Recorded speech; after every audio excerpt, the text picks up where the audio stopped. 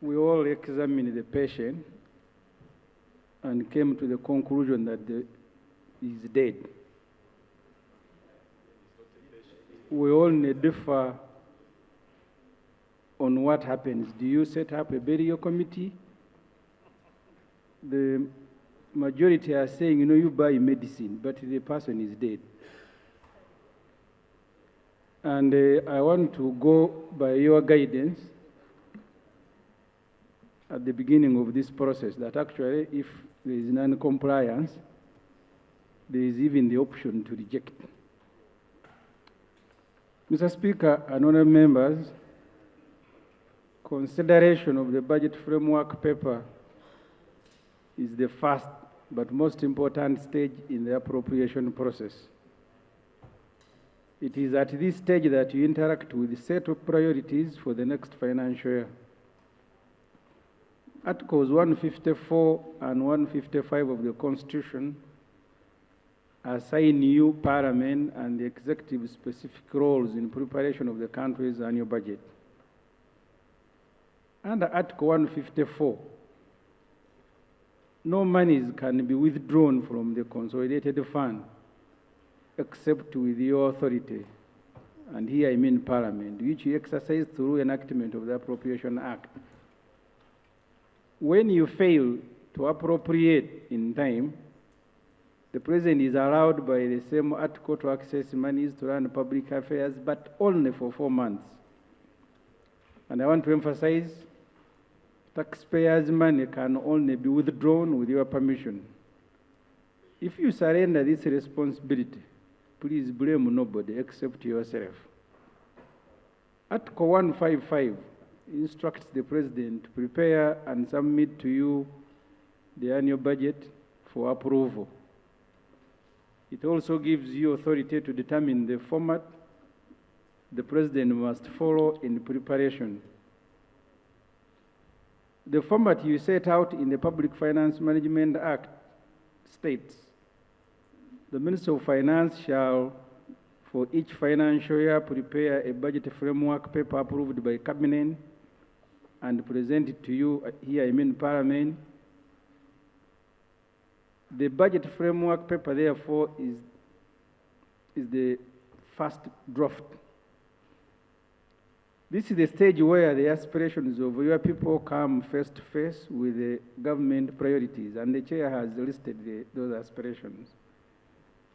Mr. Speaker, I begin with the format.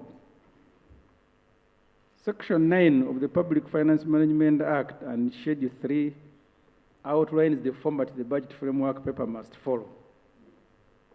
Your first task this morning is to examine whether the budget framework paper before you followed the format. Among others, the budget framework paper must be consistent with the National Development Plan and with the Charter of Fiscal Responsibility. I want to emphasize that the Chair has said actually it was not consistent. But in the conclusion, the majority are saying approve. Schedule 3 of the Public Finance Management Act outlines 8 other parameters that the framework paper must meet, including projections of government expenditure in respect of each vote for the financial year and the next financial year, split into current expenditure and investment plan. This is listed as number 7 on the schedule. Let us examine the consistency of the budget framework paper with the set parameters. Part of the examination, we agreed that actually it was inconsistent. The draft budget, you may call it the budget framework paper, and therefore is supposed to finance the country's national development plan. The National Development Plan is developed by National Planning Authority under the National Planning Authority Act. The development plan is supposed to be approved by Parliament. On December 19, 2024, Minister of Finance presented to Parliament the budget framework paper together with the draft National Development Plan, which is NDP4. The following day, Honorable Musasizi was on his Twitter Twitter account celebrating this mess, that both documents came the same day. Actually, one must precede because you begin drafting a budget according to the plan, but they came together. I don't know what they were following. What a Senate government, something I cannot accuse NRM of, should have done is to present a draft plan for approval by Parliament first, and then a draft budget prepared in accordance with the plan. The development plan was approved by Parliament on January 9th, 2025, 20 days after the presentation of the budget. Not surprising that the two documents don't speak to each other.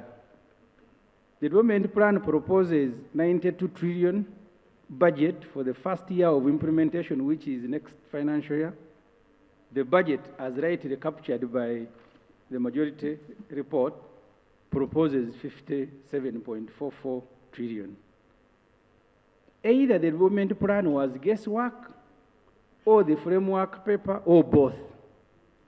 The development plan projects 67.7 trillion in revenue correction in the first year, but the framework paper puts it at 33.681 trillion.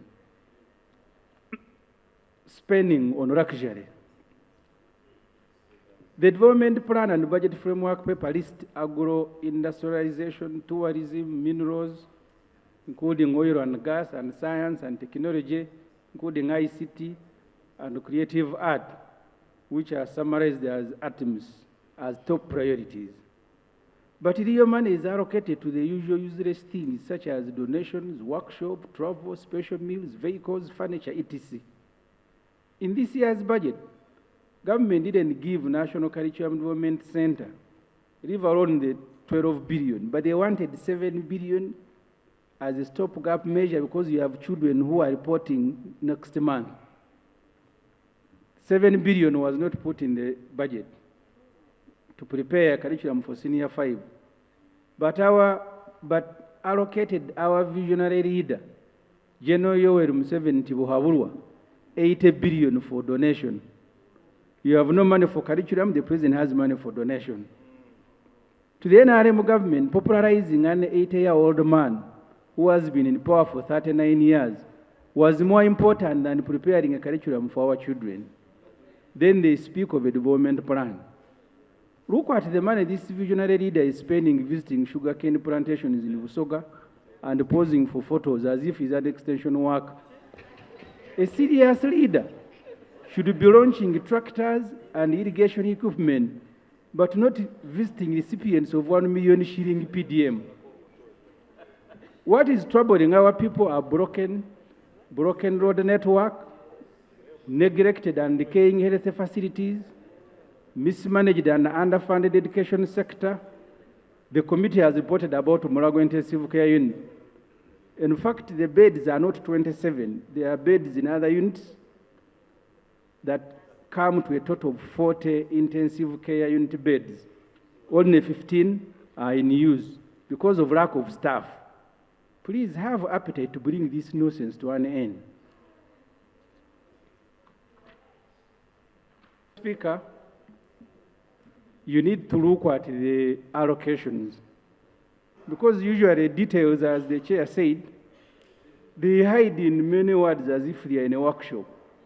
Yet the actual allocations speak about something else. Look, you have beddings, clothing, footwear, and related services as aggregated, given 132.2 billion. You have no money for curriculum, no money for intensive care. Donations in this budget that we started processing, donations is 159 billion. You have money for fuel, 355 billion. Special meals and drinks, 298 billion. Welfare and entertainment, 139 billion. This money is allocated. It's not that it's unfunded. The chair presented here unfunded. This is already funded. So this is the priority according to the NRM government. The unfunded is not a priority. Travel abroad, 53 billion. Travel inland, 783. Mind you, some of the travels, you all see government vehicles. There are people just touring their farms, and they are spending 783 billion. Workshops, meetings, and seminars, 237. Staff training, 418 billion. Books, periodicals, and newspapers, 65 billion. Buying of new vehicles, 86 billion. Maintaining transport equipment, which is repairing these vehicles of the good people running government, 131 billion. Printing, stationery, photocopying and binding, 110 billion. Furniture and fittings, 39 billion. Consultancy, 572 billion. So you have a total of just these selected items coming to 3.5 trillion on these items. And then they have given you the unfunded priority, but they're asking you to approve. This information you can find. They are supposed to put it in the budget framework paper. They did not. They are hiding it. Please go to the Ministry of Finance website, www.budget.finance.go.ug. You will get this information. You just click an Excel download and then continue as I have indicated in this report. Because they want you to read these things without giving you the details, yet the law says they must. Unrealistic 57.441 trillion total budget. Parliament should take note that although the development plan proposes 92 trillion, even the 57.441 trillion in the budget framework paper is unrealistic, going by the recent budget performance. For the financial year 2023-2024, Parliament approved a budget of 52.7 trillion, revised it to 61.6 trillion through supplementary requests, but only 50 was released, warranted by Finance according to Auditor General. Finance never released a total of 11.4 trillion, and the release itself was hot air because only 48.6 was available, was the actual money available. In 2022, total budget approved was 52.5 trillion. 49 was released, but actual money available for spending was 43. So the actual money mobilized for spending is still under 50 trillion. A realistic budget should therefore not exceed 50 trillion or at worst 52 because of our economic situation. If more resources become available, then you return to Parliament with a supplementary. But you don't bring here a budget of 72 trillion, yet you know at the end of the financial year you can only mobilize 48. Making a total budget look bigger like this financial year 72 trillion, I think, is for self-gratification. It is for showing off on how NRM economic miracle has transformed the country. It is also for making bigger the 3% of the total budget that the government can spend as supplementary without prior Parliament approval. Public debt. The Accountant General, in a statement which is attached to the audit report, states that public debt has increased from 97.5 trillion in June 2023 to 109 trillion June 2024. Honorable members, our country has been mortgaged. This debt represents 53% of our declared GDP of 202 trillion, which is 53.3 billion US dollar. Debt to GDP ratio is a comparison of what you are producing as a country and the money you owe other people. This huge debt is inconsistent with the stated objective outlined in the Charter of Fiscal Responsibility. The objective is to keep the debt below 50% of GDP. The debt comprises money borrowed to finance the budget, domestic area, pension, and gratuity. What should worry you is that government wants to finance the 52 trillion next financial year's budget by borrowing another 24 trillion because it projects to raise revenue only of 33 trillion. By approving the budget framework paper, you are giving government a green light to borrow, they will be coming here, and you should expect Honorable Musasi's to continue trafficking loan requests to Parliament during the course of next financial year, and he will be reminding you, you are the one who approved the budget. Now I am bringing money to finance it. The figure of the total public debt is also contested. In calculating public debt, finance doesn't include domestic arrears. They have even forced the Auditor General to do the same thing. Finance claims that public debt is at 94 trillion, rising from 86 trillion they declared last financial year. One of the tactics finance is using these days is to exclude undisbursed loans, yet we pay commitment fees on them. So they are trying to exclude many things, make the debt look smaller. Still on debt, I am looking at the vote, which is meant to be servicing debt, treasury operations. The total budget that we are approving in the budget framework paper, I want to repeat, is 57, but nearly half of it, 20 trillion, which is 35% as usual, is for debt servicing. The table below shows the breakdown of this total debt servicing. I hope the table can be flashed there. It has details here of what we will be paying. Of interest here, Mr. Speaker, you have ROCO, you have Congo, DRC. If you look at claims payment, we are still paying money to Congo because the Attorney General is here. We lost a case in the international court. This NRM government was accused of many crimes in Congo, including rape. If you want, you can go to the CGA website, including rape, including plundering gold, including timber, and many other things. And as a result, we were told to pay $325 million US, which comes to over 1.2 trillion. For you to appreciate that figure, we have just borrowed money to do roads in the Kampala metropolitan, which is just about the same figure. But at least every metropolitan, including my constituents, have some roads done. So these people who went and plundered Congo and stole gold, they should even stop them from coming here. Because this money should be, no, the report is explained. If you followed the format of the chair, I see you are restless. I'm trying to follow this submission of my colleague, but I don't know what page we are at, because there are some things he was saying, but I didn't see Congo, rape. I don't see rape, plunder, ICJ.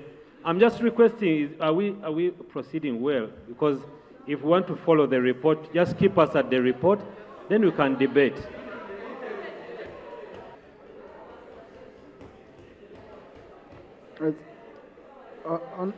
Yes, let's listen to each other, honorable colleagues.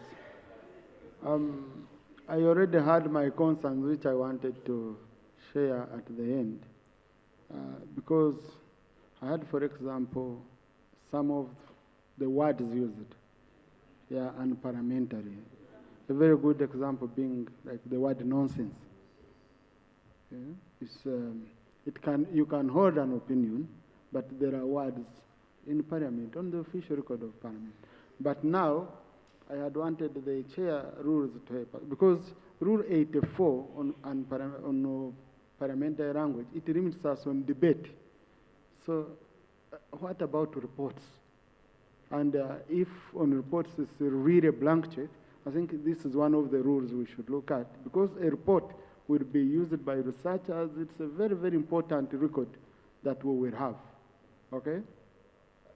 Chair rules. Thank you very much, Right Honourable Speaker. I have to open a debate. Okay? Now, how does it become part of a debate before I open a debate, before I declare a debate? So I was concerned about that. But Chair, you look at it as Chair, and you will guide. We see whether we need to expand it and have more clarity. But words like nonsense. Then number two, colleagues, and I saw also with the chair budget, when you're reading a report, read a report. Then you have a chance of responses and where you can explain much more. Otherwise, all that detail you wanted, it should be in a report. A report should be read verbatim so that your submission is consistent with the report when one is reading the Hansard. So, Honorable Ssemujju, just you are about to conclude. Clarifications during the debate. Mr. Speaker, tables don't speak. At least in my training, tables are explained. Because if you want me to translate this table in 2 pages, this report will be 100 pages. So I just do a simple explanation presenting a table. And I know the Honorable Chiwanuka Chiriowa knows this, that when you are presenting a table, you explain. Even in court you do. I see you don't just throw documents at the table. So I wanted the Parliament to appreciate that part of what we are paying on that table is money to Democratic Republic of Congo. How did it arise? Because we were accused of looting, of killing, of damage. We've gone back to the same one. Order, please. As ruled. Yeah. And as a senior colleague whom we look at to guide us who are just starting out, when the Speaker has ruled, I only think that's only courteous that we follow the ruling of the Speaker and proceed. We will have a chance, to speak unlimited, okay? Let's stick to the report. And also a table can have explanatory notes if you wanted to give all those more details. For example, I can say like on contingency fund, you preferred to just write contingency fund, but on court awards, you put in bracket DRC and mandamus. You see, it was your option. You could have put in more details. So just let's conclude so that we don't derail the debate. Mr. Speaker, I will now leave the table because it is causing some people to be restless. This information, Mr. Speaker, if you go below the table, actually I am presenting information as supplied to us by Minister of Finance. I am not the source. The 20.7 trillion amount for debt servicing in the budget framework paper is different from what is captured on the Minister of Finance website. Here, the total budget for debt servicing in the framework paper on their website is 21.612 trillion, which is a difference of 886.2 billion. The table below, all these tables are not my table. I didn't draw them. This one is by Finance in the budget framework paper. Then they have another one on their website that has this information. And for NRM, this is expected. Parliament, I am inviting you, must take keen interest in Vote 130 to stop wasting taxpayers' money. For instance, the Auditor General report for 2023 noted that Vote 130 had an approved budget of 16.8 trillion, but lacked a vote strategic plan. That's on page 518. In the same year, the vote received a total supplementary budget of 46 billion to cater for commitment fees. In the same year, payments through this vote totaled to 286, which was paid to Ruoa Specialized Hospital based on unsupported. It's not linked to the other. So just for you to take note that this vote is used for many things, including paying penalty. So the year in the report of the Auditor General, we paid the penalty 286 billion based on unsupported completion certificate. That is page 518. In the latest report, which was presented to Parliament, the Auditor General says 2 trillion requested to service debt through supplementary was never released. And last year, it is this vote that government raided, the word is not raised, raided, to pay Magora 500 billion. So this vote is a cash cow for finance. They come here screaming on top of their voice that they want money to service public debt, when actually it is not the case. Before you approve this framework paper, you must order for a forensic audit on this vote. Because he has money there. So if they want to pay Magora, they just go there and pick and pay. If they want to pay Rocco, they go there. That's what you did last year. Mr. Speaker, I go to domestic areas. There is a tendency to pay more attention to money directly borrowed from banks at the expense of goods and services supplied to government by our people. You know, this government borrows from everybody. It borrows stationery from Nkuruma Road, furniture from small shops, food from restaurants, and rents ordinary people's buildings. Doing this is not bad, but refusing to pay is bad manners.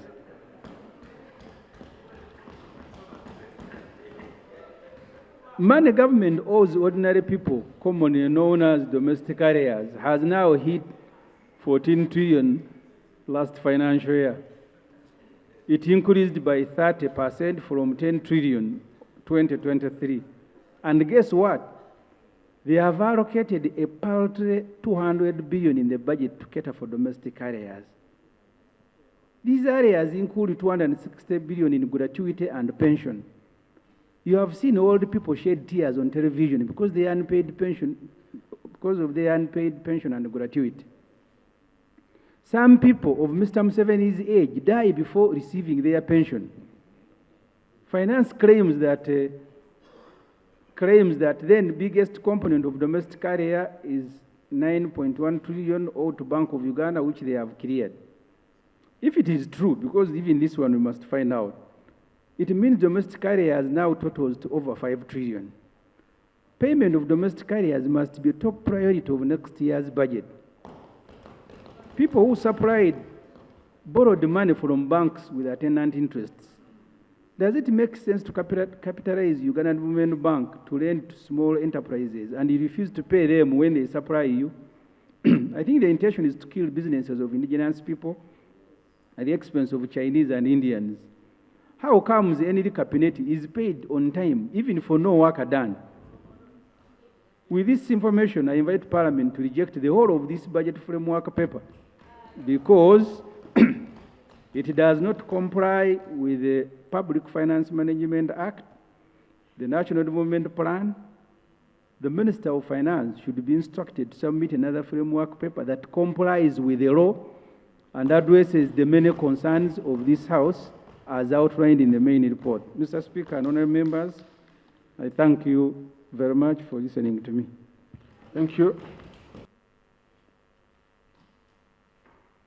Before I open debate, Attorney General, there is a commitment you made for us here, because we said we want to realign our committees with the budgeting process. I was here, I found KCCA was appearing in 4 meetings at once. The executive director, the deputy executive director, the director for what, all at once. Reason being they are scattered all over.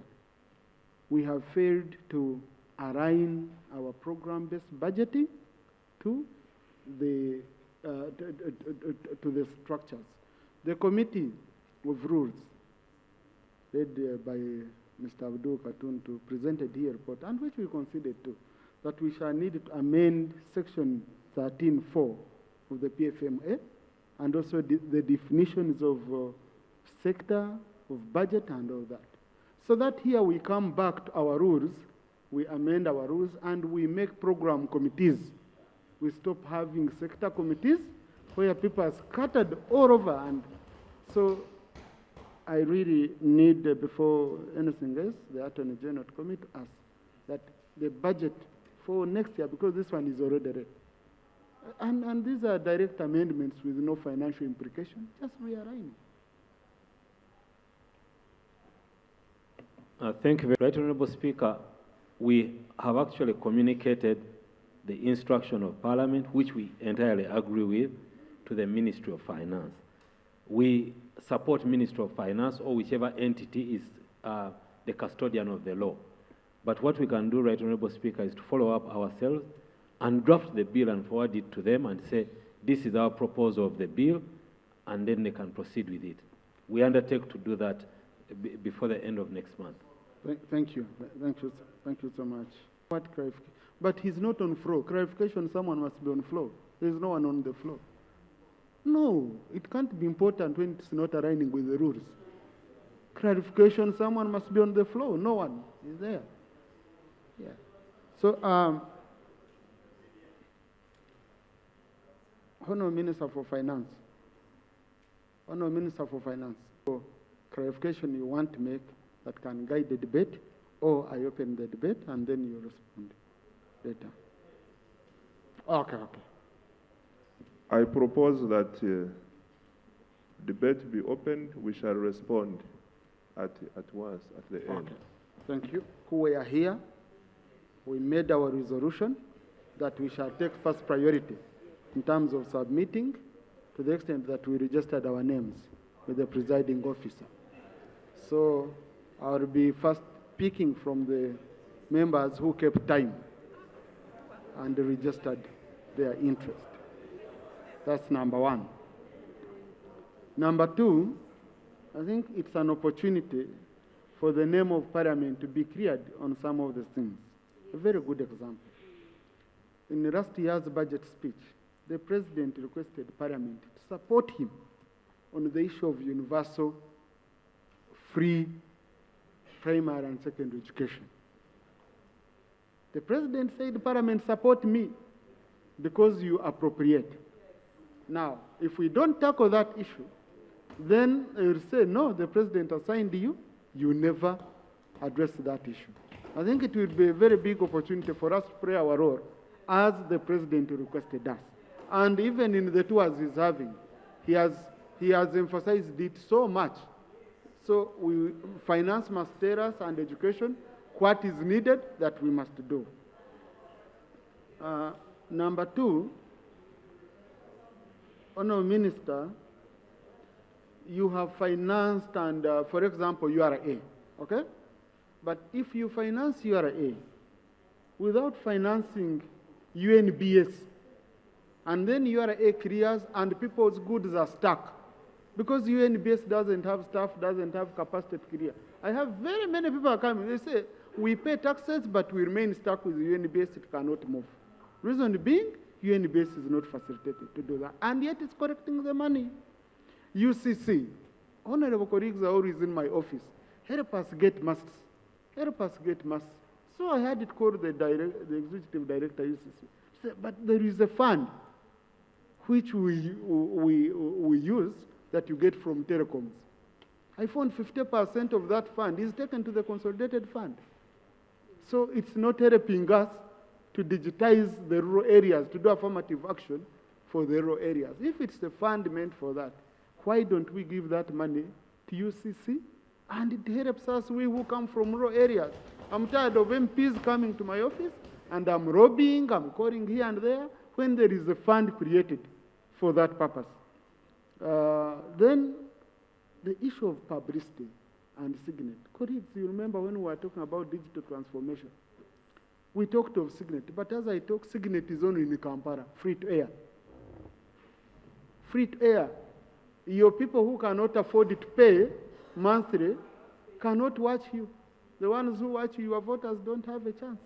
And yet we programmed very well for that, to say we must be watched by local people who cannot afford monthly payments. So why don't we conclude those things? And finally, two things. I received a call from someone. Asked me, who said, I don't know, I want to understand. How come you're destroying drugs when we don't have drugs in our health centers? And someone hears you destroy drugs of 300 billion. 300 billion. over 300 billion according to the Auditor General. But they are looking for Panado in our health centers. They are stuck. So someone says, so did you focus more on those drugs which expire so that you make money and you leave those which are essential for us? And then finally, the Committee on Natural Resources has talked about the issue of iron ore and mining. Honorable Kamuntu's area is good for that. Now, the licenses are not given to the factories. The factories whom we are telling that stop importing steel raw materials, use iron ore from our area, but we say it without giving them the licenses. And you find someone is having around 20 licenses in this country. Let it be for gold, let it be for what? And they are vending. They are vending because there is one manufacturer who told me that a holder of a license asked him for $8 million. A holder of a license who is not using it for anything. For him as a manufacturer, he can't get it. But a holder is having it vending, saying $8 million. Give me, I go, I become rich. I don't care about the rest. So I just wanted to record these observations. Also, I get feedback from the public. And then we open now. I'll start with Dr. Biakatonda, followed by Professor Mshemeza, followed by, for those who were not here when we were starting. Okay, I will not allow procedure. I will first pick the people who came here by 10. Okay, wait, I will give you a chance to submit and your procedure will be covered from there. It's just a debate. Dr. Biakatonda, Professor Mshemeza, Honorable Cherangat, Solomon, Honorable Saro Pendi, Honorable Mseven William, Honorable Kiza Kenneth, Honorable Yonga, Honorable Donald Katariwa. And then I go from there. Thank you, Right Honorable Speaker, thank you. Right Honorable Speaker, I want to thank the Chair for the report presented that will culminate into a debate and harmonize a number of things. Right Honorable Speaker,